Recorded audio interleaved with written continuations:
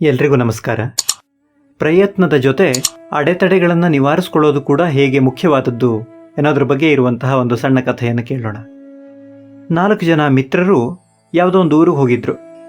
ಅವರು ಒಂದು ನದಿಯನ್ನು ದಾಟಿ ತಮ್ಮ ಊರನ್ನು ಸೇರ್ಕೋಬೇಕಿತ್ತು. ಆಗಲೇ ರಾತ್ರಿ ಆಗಿಬಿಟ್ಟಿದೆ. ಎಲ್ಲರೂ ನಿದ್ರೆಯ ಮಂಪರ್ನಲ್ಲಿದ್ದಾರೆ. ತಾವೇನು ಮಾಡ್ತಿದ್ದೀವಿ ಅಂತ ಅವ್ರಿಗೆ ಸರಿಯಾಗಿ ತಿಳಿತಿಲ್ಲ. ದೋಣಿಯನ್ನು ಹತ್ತು ಕುಳಿತುಕೊಂಡ್ರು. ದೋಣಿಯ ಹುಟ್ಟನ್ನು ಹಾಕ್ತಾ ಇದ್ರು.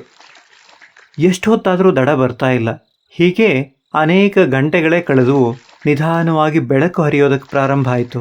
ಆದರೂ ಕೂಡ ಇನ್ನು ದಡವನ್ನು ಮುಟ್ಟಿಲ್ವಲ್ಲ ಅಂತ ಅವ್ರು ನೋಡ್ತಿದ್ದಾರೆ. ನೋಡಿದರೆ ದೋಣಿ ನಿಂತಲ್ಲೇ ಇದೆ.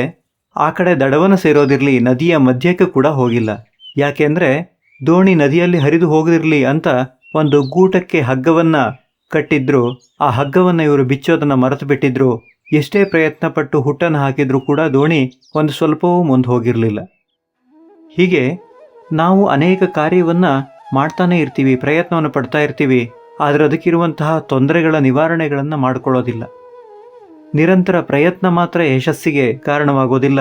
ಅದರ ಜೊತೆ ಇರುವಂತಹ ಅಡೆತಡೆಗಳನ್ನು ನಿವಾರಿಸ್ಕೊಳ್ಳೋದು ಕೂಡ ಅಷ್ಟೇ ಮುಖ್ಯವಾಗತ್ತೆ. ಧನ್ಯವಾದಗಳು.